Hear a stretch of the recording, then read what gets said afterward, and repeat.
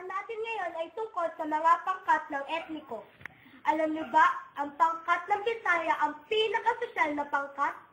Bakit? Dahil sa pagiging mahilig nila sa mga kasayahan.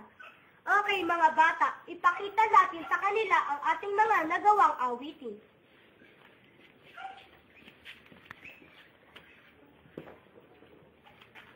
Pinakamalaking pangkat ng etniko ay ang mga Cebuano o Cebuano.